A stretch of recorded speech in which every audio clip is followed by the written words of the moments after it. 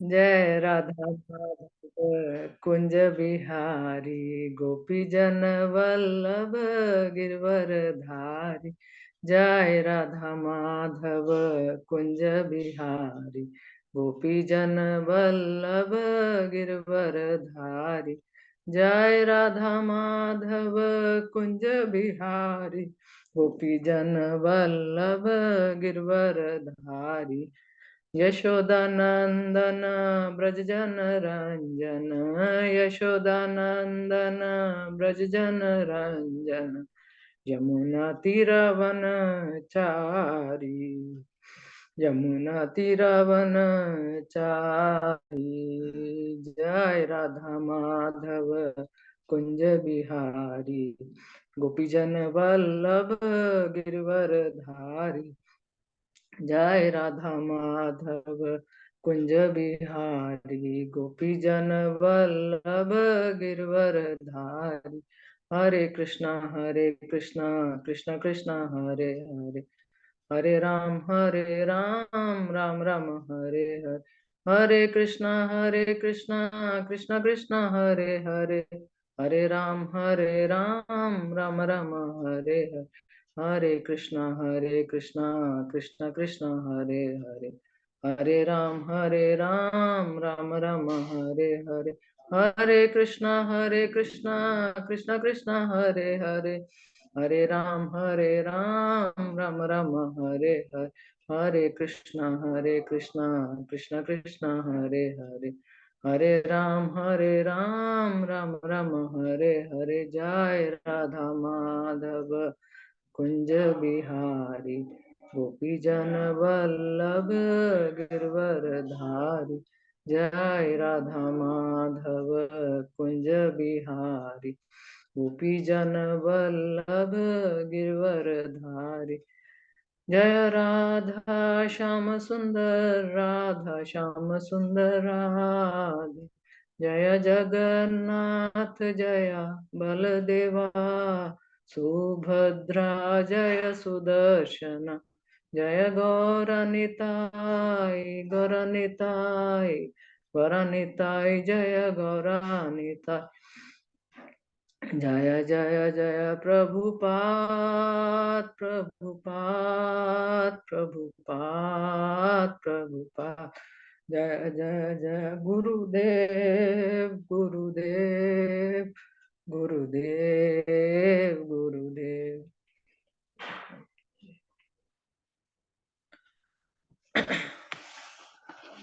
ओम नमो भगवते वासुदेवाय।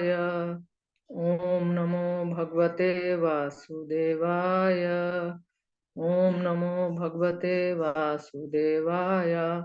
कृष्णाय वासुदेवाय देवकी नंदनाय च नंद गोपकुमाराय गोविंदाय नमो नमः। तप्त कांचन गौरांगी राधे वृंदावनेश्वरी वृषभानुसुते देवी प्रणमामि हरिप्रिय। वाञ्छाकल्पतरुभ्यश्च कृपा सिन्धुभ्येव च पतितनां पावनेभ्यो वैष्णवभ्यो नमो नमः।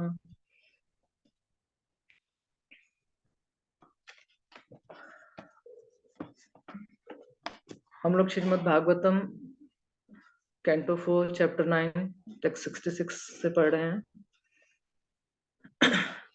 विक्षोध्यं यस्यं तं च प्रकृतीनां च सम्मतम् अनुरक्त प्रजं राजा ध्रुवं चक्रे भुवापतिम्।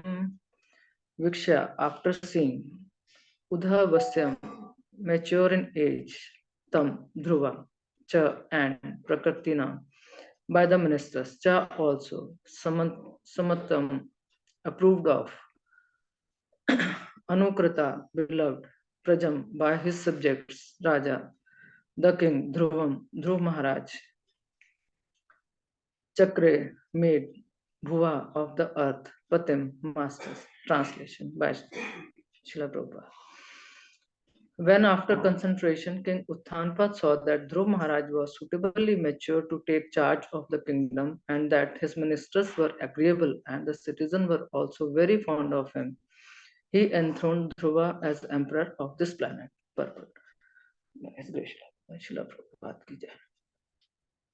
Although it is misconceived that formerly the monarchical government was autocratic, from the description of this verse, it appears that not only was King Uttanpa the Raj Rishi, but before installing his beloved son Dhruva on the throne of the empire of the world, he consulted his ministerial officers considered the opinion of the public and also personally examined Dhruva's character. Then the king installed him on the throne to take charge of the affair of the world. When a Vaishnava king like Dhruv Maharaj is the head of the government of the entire world, the world is so happy that it is not possible to imagine or describe. Even now, if people would become Krishna conscious, the democratic government of the present day would be exalted exactly like the kingdom of heaven. If all people become Krishna conscious, they would vote. If all people become Krishna conscious, they would vote for person of the category of Dhruv Maharaj. If the post of chief executive were occupied by such a Vaishnava, all the problems of satanic government would be solved. The youthful generation of the present day is very enthusiastic in trying to overthrow the government in different parts of the world. But unless people are Krishna conscious like Dhruv Maharaj, there will be no appreciable changes in government because people who hanker to attain political position by hook or by crook cannot think of the welfare of the people. They are only busy to keep their position of prestige and monetary gain. They have very little time to think of the welfare of the citizens. Text 67. आत्मानं च प्रवस्यम् आकलस्य विश्वाम्पतिः वनं विरक्त प्रतिष्ठत् विदृश्मन् आत्मनो गतिम्. Atmanam himself cha also Pravasyam advanced in age, Akhalayam considering Visampitah Patihi King Uttanpad, Vinam to the forest, Vanam to the forest, Viraktaha detached, Pratishtat departed, Vimarasan deliberating on Atmanah of the self, Gatim, salvation. After considering his advanced age and deliberating to the welfare of his spiritual self, King Uttanpad detached himself from worldly affairs and entered the forest. Purport. This is the sign of Raj Rishi. King Uttanpad was very opulent and was emperor of the world. And these attachments were certainly very great. Modern politicians are not as great as kings like Maharaj Uttanpad. But because they get some political power for some days, they become so much attached to their position that they never retire unless they are removed from their post by cruel death or killed by some opposing political party. It is within our experience that the politicians in India do not quit their position until death. This was not the practice in olden days, as it is evident from the behavior of King Uttanpad. Immediately after installing his worthy son Dhruv Maharaj on the throne, he left his home and palace. There are thousands and thousands of instances like this in which kings in their mature age would give up their kingdoms and go to forests to practice austerity. Practice of austerity is the main business of human life. As Dhruv practiced austerity in his early age, his father Maharaj Uttanpad in his old age also practiced austerity in the forest. In modern days, however, it is not possible to give up one's home and to go to forest to practice austerity. But if people of all ages would take shelter of the Krishna consciousness movement and practice the simple austerity of no illicit sex, no intoxication, no gambling, gambling and no meat eating, and chant the Hare Krishna Mahamantra regularly 16 rounds. By this practical method, it would be a very easy task to get salvation from this material world. Thus end the Bhaktivedanta purport of the 4th canto, 9th chapter of Srimad Bhagavatam, entitled Dhruv Maharaj Returns Home. ओम अज्ञानतिमिरान्धस्य ज्ञानाञ्जनशलाकया चक्षुर्मिलितं तस्मै श्रीगुरवे नमः।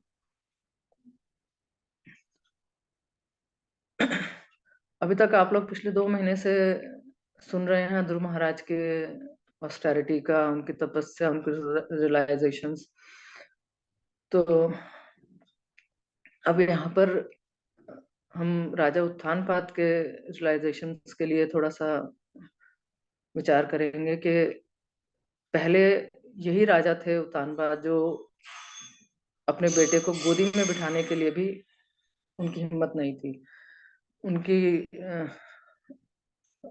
Wife और उनके दूसरे बच्चे के साथ वो इतनी हिम्मत नहीं कर पाए कि वो अपने बच्चे को बिठा पाए, और यहाँ पर इस उसमें उनको राज ऋषि करके संबोधन किया है। तो सोचना चाहिए कि ऐसा क्या था कि पहले तो वो इंडिपेंडेंट राजा भी नहीं थे कि डिसीजन ले सकें कि उनका बेटा उनकी गोदी में बैठ पाया, जबकि उसकी इच्छा है, वो छोटा सा बच्चा है, वो रो रहा है उसके लिए, और अब उनको राज ऋषि की कैटेगरी में राज ऋषि कह के संबोधन किया जा रहा है। तो ये ट्रांसफॉर्मेशन कैसे हुआ उनका?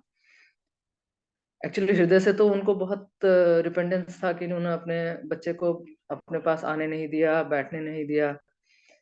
फिर जब नारद मुनि ध्रुव महाराज को भगवत भक्ति में लगा के वापस इनके पास भी आते हैं, उत्थानपाद के पास, तो उनको सारा बताते हैं कि तुम चिंता नहीं करो, और उतनी देर में उनको खुद से भी रियलाइज होना शुरू होता है कि नहीं, जो मेरा बच्चा है भगवत भक्त है, और डिपेंडेंस उनके हृदय में शुरू हो ही जाती है। ये सब प्रभाव था ध्रुव महाराज की भक्ति का एक्चुअली, कि उन्होंने पहले तो मोटिव से उन्होंने भक्ति शुरू की थी, पर धीरे धीरे जैसे जैसे वो भगवान के विषय में सोचते थे, चिंतन करते थे, भजन करते थे, ऑस्टेरिटी कर रहे थे, तो उनको फील होना शुरू हुआ कि नहीं, एक्चुअली यही अल्टीमेट है। क्योंकि एकदम से तो ये सब चीजें नहीं आती, 6 महीने उनको लगे, पर जैसे वो हृदय में ठाकुर जी को देख रहे थे और उसी में वो आनंदित रहते थे, उसी के लिए उनको और चाहिए करके वो अपनी तपस्या को बढ़ा रहे थे। और इधर में जब वो तो आपने सब देखा ही, उनकी तपस्या का कैसे कैसे किया, ठाकुर जी ने कैसे दर्शन दिए, क्या उनके सब था, कितना उनका ट्रांसफॉर्मेशन हुआ, और उनके हृदय, उनकी भक्ति के प्रभाव से जो इधर लोग थे, बटूर में राजा ये राज करते थे। बटूर एक कानपुर के पास से 20 किलोमीटर दूर एक जगह है, अभी भी है, वहाँ गंगा जी हैं। हम लोग कुछ साल पहले गुरु महाराज की कथा थी तो वहां गए थे और स्नान भी किए।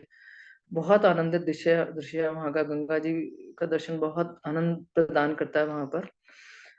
तो उन लोगों को भी ये अपने से फील होना शुरू, क्योंकि भगवत भक्ति ऐसी है कि उसका ऑरा इतना हर तरफ फैलता है कि हम उसको शब्दों में तो बयान नहीं कर सकते, पर उसको फील कर सकते हैं। यही उत्थानपाद जी ने और जो नगर वासियों ने फील करना शुरू किया था।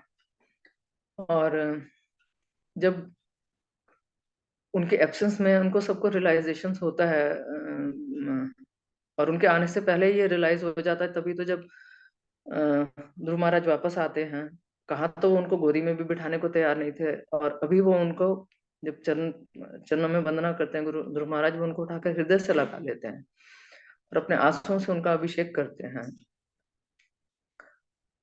अब सोचना चाहिए कि वो उत्तम को भी राजा बना सकते थे, वो तो सुरुचि उनकी प्रिय पत्नी थी, उत्तम उनका पुत्र था, पर उन्होंने ऐसा नहीं किया। उन्होंने ध्रुव महाराज के लिए अब इसका ध्रुव महाराज के लिए उन्होंने हृदय से विचार भी करते रहे और सुटेबल समझा उनको, वो था सिर्फ भक्ति के लिए। अभी मैं पहले जब सुनती थी, महाप्रभु ने कहा था कि हमें ध्रुव चरित 100 बार पढ़ना चाहिए। कल रात को मुझे रियलाइज हुआ कि एक्चुअली 100 बार भी हमें शायद कम ही पड़ेगा, मेरे जैसी जड़ बुद्धि वाले को खासकर, कि कितना अच्छी उनकी रियलाइजेशन थी। मतलब ये मैं धन्यवाद दूंगी विजय माधव प्रभु को कि उन्होंने मुझे कहा। ऐसे तो बहुत सालों से सुन रहे हैं, पढ़ने में तो मेरा ज्यादा रुझान भी नहीं है और मैं पढ़ भी नहीं पाती हूँ, क्योंकि बहुत सारी और दूसरी दूसरी सेवाओं के बाद जब मैं लेकर बैठती हूँ तो मैं सोना शुरू कर देती हूँ। तो पर अब क्योंकि मुझे ये मौका दिया गया था, तो मुझे उसमें थोड़ा जाके पढ़ने का उत्साह हुआ। तो मैंने दिल से रियलाइज किया कि एक्चुअली हमें ये चीजें, हमें अंदर तक हृदय में हमारा हृदय परिवर्तन के लिए इनको बार बार पढ़ना, सुनना, उन पे मनन करना बहुत बहुत आवश्यक है। ऐसे तो हमारा दिन जैसे हाथ में से रेत निकल रही है, ऐसे एक एक करके निकलता जा रहा है, और हम कांच के पीछे भागे जा रहे हैं, हीरे को छोड़ के आर्टिफिशियल आर्टिफिशियल चमक में, आर्टिफिशियल दुनिया में बिल्कुल इतने मग्न है कि हमें असली रत्नों की पहचान करना ही मुश्किल हो रहा है। पर वैष्णव के आचार्यों की सबकी कृपा से और बार बार सुनने से और उस पर मनन करने से, पढ़ने से, स्वाध्याय से, इस पे बहुत फर्क पड़ता है। मैंने तो भी निश्चय किया है कि नहीं, मैं जरूर टाइम निकाल के रोज स्वाध्याय करूंगी, चाहे कैसे भी हो, कितना भी समझ में आए, क्योंकि मुझे पता है मेरी बुद्धि बहुत जड़ है और मुझे जल्दी से कोई बात ना तो याद होती है, और कितनी बार भी पढ़ लूं सुन लूं मैं भूल जाती हूँ तुरंत। पर फिर भी आप सब वैष्णव का अगर आशीर्वाद रहा तो हो सकता है किसी दिन इस स्टेज पे पहुंचूं कि कुछ मैं सुनकर पढ़कर उसको अपने दिमाग में रख पाऊं। तो वही था कि जब राजा उत्तानपाद का कितना हृदय परिवर्तन हुआ, कि उनको ये फील हुआ कि मेरे तो छोटे से बच्चे ने इतनी भक्ति की, अब मेरा भी समय है कि मैं भक्ति करूं। उन्होंने किस तरह से डिटैच हुए एकदम के, नहीं तो इतना ऑपुलेंट उनका साम्राज्य था। जैसे प्रभुपाद जी ने कहा कि लोग छोड़ना नहीं चाहते, मृत्यु ही उनको छुड़वाती है।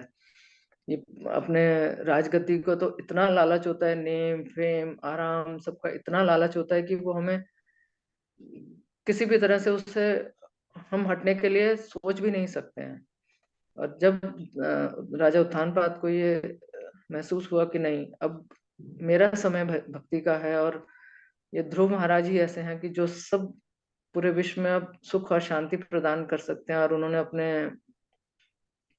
मिनिस्टर से भी जब उनके विचार भी लिए, तो उन सबका भी यही विचार रहा कि नहीं, अब ये बिल्कुल ठीक कैंडिडेट हैं कि जो इनकी वजह से लोग भक्ति में भी आ सकते हैं, आएंगे ही। क्योंकि अगर एक कोई भक्त बनता है तो उसका ऑरा, उसका इंटेलिजेंस ऐसा होता है कि बाकी लोग भी अट्रैक्ट होते हैं उसकी तरफ। और इसीलिए उन्होंने ये सोचकर कि नहीं, अब तो मुझे जाकर, अब मेरे जो पुत्र ने पहले काम किया, अब मेरी एडवांस एज हो चुकी है, अब मुझे इसमें लगना है, मुझे भजन करना है। तो वो सब छोड़कर इसके लिए निकलना चाहते हैं, और उनको, ध्रुव महाराज को सिंहासन देकर वो निकल जा उसमें वन की तरफ प्रस्थान करते हैं। एक्चुअली जो प्रभुपाद जी ने लास्ट में जो इसका सार दिया है कि हम सब लोग भी, हमारा उस उस समय भी प्रभुपाद जी को फील था कि इतनी बुरी हालत है राजनीति की, कि लोग क्या कर रहे हैं, मरने मारने पे और लूट खसोट में लगे हुए हैं। तो इस समय तो और भी ज्यादा बुरी हालत हो चुकी है। पीछे लास्ट वीक कोई भक्त हमारे घर आए थे तो बता रहे थे कि हमारी सब चीजें सॉल्व हो जाएंगी अगर हम सब लोग आध्यात्म की तरफ जुड़ जाएं। जो सबसे बड़ा अभी हम लोग लैक कर रहे हैं अपने सराउंडिंग्स में, वो अध्यात्म की कमी है। कुछ लोग तो प्रभुपाद जी की कृपा से बहुत लोग लग गए हैं, पर जो नहीं लगे हैं उनके लिए चिंता रहती है कि काश सब लोग अध्यात्म की तरफ लग जाएं, तो कितना अच्छा हम लोगों का अ, काल हो जाएगा कि सब भजन में लगे हुए हैं, सब एक दूसरे को सपोर्ट कर रहे हैं भगवत धाम जाने के लिए, क्योंकि अल्टीमेट तो हमारा यही है। और अब तो इतनी सुविधा दी हुई है आचार्यों ने कि कहीं नहीं जाना, कुछ नहीं करना, जहाँ है हम वहीं बैठ के पढ़ सकते हैं, सुन सकते हैं, भक्तों का संग कर सकते हैं। कोई हमें वन में नहीं जाना है, कोई घर परिवार नहीं छोड़ना है। और अगर घर में सारे भक्त हों तो एक दूसरे का संग मिलने से ही हम कितने एक दूसरे को उत्साहित कर सकते हैं, प्रेरित कर सकते हैं।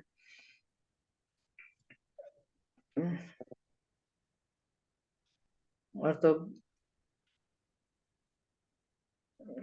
क्या इसमें कहूँ मुझे सब, क्योंकि मेरे को कोई अभ्यास नहीं है बोलने का, तो सुनने का ही है अभी तक, और सुन के मुझे याद रखने का अभ्यास नहीं है। तो अब मैं आगे प्रयास करूंगी कि मैं जो सुनूं उसे याद रखूं और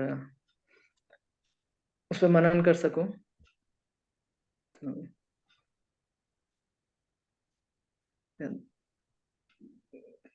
कुछ इसमें कोई आप लोग कमेंट करना चाहते हैं, कोई एडिशन करना चाहते हैं, मैं विजय माधव प्रभु से रिक्वेस्ट करूंगी कि कुछ इसमें वो अपने वैल्यू एडिशन करें, और जहां मैं कुछ गलत और कुछ इनप्रैक्टिकल बोल रही हूँ उसके लिए मुझे थोड़ा प्रेरित करें, मार्गदर्शन करें मेरा। माता जी, सबसे बड़ी गलती आपने की है कि आपने बहुत देर से बोलना शुरू किया। ये तो सबसे बड़ी गलती हमारी दूसरे माता जी, हमने इस साल हमने एक प्रोग्राम बनाया है, पता नहीं शायद आपको इस पे इंस्पायरेशन मिले ना मिले। हमारे जितने यहाँ हैं भक्त लोग हैं, हम इंसिस्ट करते हैं कि हर रोज वो भगवत गीता का एक चैप्टर पढ़ें, हर रोज विदाउट फेल। उसके बाद जब ये पूरा हो जाएगा तब हम श्रीमद् भागवतम के 335 चैप्टर है, हम उनको भी कहेंगे कि एक दिन में आप एक चैप्टर जरूर पढ़ें। हाँ, ये तो मुमकिन नहीं हो पाएगा हम प्रपात के परपोर पढ़ डालें, बट कुछ भी करके अगर हम ये पढ़ पाए, किसी तरह से हम उनको इंगेज कर पाए, तो शायद हमारा भला जरूर होगा, ये हम सोचते हैं। बाकी जहां तक आपकी क्लास की बात रही, बिल्कुल यही बोलना तो जो आपने बोला है, इसमें कोई नई चीज बोलने वाली, ऐड करने वाली कोई बात नहीं थी। तो आपका इसके लिए धन्यवाद। और जब कभी आपको मौका मिले, आपके जो फ्रेंड सर्किल हो उसमें भी आप जरूर बोलना शुरू कीजिए, जरूर बोलना शुरू कीजिए कि प्रपात का यही मिशन है, ईच वन टीच वन। तो इस प्रकार हम सब एक दूसरे की मदद करेंगे, एक दूसरे को जो है आध्यात्म को लेके जाएंगे। बस ऐसा ही है। खैर, आप असीदास प्रभु की धर्म पत्नी है, वो तो इतने बड़े प्रीचर हैं, तो हमें जो वो कर रहे हैं वो तो करेंगे ही, लेकिन आपको भी अपना कंट्रीब्यूशन करना है। क्योंकि जैसे हम कहते हैं कि भक्ति इंडिविजुअल है, तो उसमें जो है पति कुछ हो पत्नी कुछ हो, लेकिन अपना योगदान तो करना ही पड़ेगा। And we call it indebted to Srila Prabhupada to do our best. तो आपकी जितनी भी सहेलियां हैं, कुछ हैं, चाहे भागवतम शुरू करें, भगवत गीता शुरू करें, नेक्टर ऑफ डिवोशन शुरू करें, कुछ भी करें, हम एंगेज करें, तो आप अपना कंट्रीब्यूशन अपने इस्कॉन को आप जरूर दीजिए। ये हमारी आपसे प्रार्थना है। हरे कृष्ण। प्रभु जी, मेरा तो कंट्रीब्यूशन ये रहता है कि मुझे पता है मैं भक्ति नहीं कर सकती हूँ, तो मैं जो भक्ति कर रहे हैं उनको सपोर्ट करना चाहती हूँ बस, क्योंकि मुझे पता है कि भक्ति मेरे बस का नहीं है ना। तो बस ये क्या है कि हाँ, भगवान का नाम ले लिया, कुकिंग कर ली, पर सपोर्ट करना चाहती हूँ मैं। जो लोग भी भक्ति कर रहे हैं लगे हुए, मैं उनको सपोर्ट करके ही, क्योंकि मुझे पता है मेरी कोई भी क्वालिफिकेशन नहीं है, किसी भी तरह की योग्यता ही नहीं है। तो बस आप आशीर्वाद दीजिए कि मैं सपोर्ट करती रहूं प्रभु जी को और सब लोगों को। नहीं, देखिए, अगर आप ये ध्रुव चरित्र आप पढ़े, तो ध्रुव जी ने क्या किया, उनको क्या मालूम था? ध्रुव को क्या ज्ञान था? ध्रुव ने किसको सपोर्ट किया? लेकिन लगन लगे हरि नाम की, तो भवसागर तर जाए। और जब आप प्रीच करेंगे तो आप प्रभु जी की और ज्यादा मदद कर पाएंगे, और ज्यादा मदद कर पाएंगे। जो आज आप कर रही हैं उसकी आप जो है 10 गुना, 20 गुना, 100 गुना कर पाएंगे। तो हमें नहीं कहना कि आपकी वो मुश्किल मत कीजिए, लेकिन अपना कंट्रीब्यूशन भी जरूर कीजिए। ये हमारी प्रार्थना है। ये जरूर नहीं कि मैं बोलूं और आप वो करें, ये जरूर नहीं है, लेकिन we are independent to Srila Prabhupada। Hare Krishna. Hare आपके कृष्ण। प्रेम से प्रभु जी हिम्मत कर पाई हूँ ये मैं, और तो कुछ नहीं। अरे नहीं नहीं, बहुत सुंदर। ये तो तुमने जो बैम्बो होते ना, कहते कि बैम्बो के वो लगाते हैं, और जब वो 100 साल में निकलते हैं तो वो एकदम रातों रात बढ़ जाते हैं। ये तुमने प्रभु की सेवा करके, शिला प्रपाद महाराज जी, वैष्णवों की सेवा करके, ये बैम्बो का वो सीड पड़ा हुआ था, और आज से वो बिगनिंग हो जाएगा उसका। एकदम तुम खड़ी उठ जाओगी, देखना। और मुझे बहुत खुशी हुई है आज तुमने विजय माधव प्रभु जी को जो पानी का गिलास रखती थी ना सबसे पहले, फीस अदा कर दी है भाई आज। और ये जो एक ही दिन थोड़ी नहीं तुमने पानी का गिलास पिलाया, जब तक तुम यहाँ रही रोज तुम आपके प्रभु जी ब्याह आसन बिछाते थे और पानी का गिलास बिरज नारी का होता था। और ये बैम्बो ट्री जो है ना, इतना आगे बढ़ेगा, इतना आगे बढ़ेगा कि मैं तुम्हारे पीछे पीछे तुम्हारी साड़ी का पल्लू पकड़ूंगी भाई। तुम्हारी सेवा काम आएगी। शिला प्रपात विल मर्सी विद यू। हरे कृष्ण। मतलब आशीर्वाद से कुछ हो सकता है, अदरवाइज तो कहीं मैं कहीं स्टैंड ही नहीं करती हूँ। जिसने एक बार कृष्ण का नाम ले लिया हो माता जी, जिसने एक बार कृष्ण का नाम ले लिया हो, भगवत गीता किंचित धीता गंगा जल लवण का पीता तस्य करे यमुने न चर्चा भज गोविंदम भज गोविंदम गोविंदम भज मूढ़ मते। बस यही तो है। हम लोग कहते मैं नहीं कर पाऊंगी, मुझसे नहीं होगा, मेरे से नहीं होगा। आज आप देखो कितने लोग भक्ति शास्त्री कर रहे हैं, कितने लोग भक्ति वैभव कर रहे हैं। नहीं होगा, हमसे नहीं होगा, हम तो नहीं कर पाएंगे। क्यों नहीं कर पाएंगे भाई? कोशिश तो करो। हम जो है डरते हैं फेल होने से, हम अटेम्प्ट ही नहीं करते। पहले फेल हो जाएगा, कुछ हो जाएगा। अरे अब फेल हो जाए तो कौन सी बड़ी बात है? फेल तो वही होगा जो अटेम्प्ट करेगा। मटीरियल में हम सब फेलियर। विजय माधव दास प्रभु जी हमेशा बोलते हैं क्लास में कि बिरजनारी माता जी के पिताजी बोलते थे कि जो मिला तेरी राजा, जो नहीं मिला मेरी खता, हमें खुश रहना चाहिए। और अंकल जी का नाम हमेशा बोलते थे कि बिरजनारी माता जी के पिताजी बोलते थे हमें खुश रहना चाहिए, जो मिला तेरी राजा, जो नहीं मिला मेरी खता। हरे कृष्णा। आज से तुम इसका बिगिनिंग करोगी और प्रज्वलित करोगी इस बात को।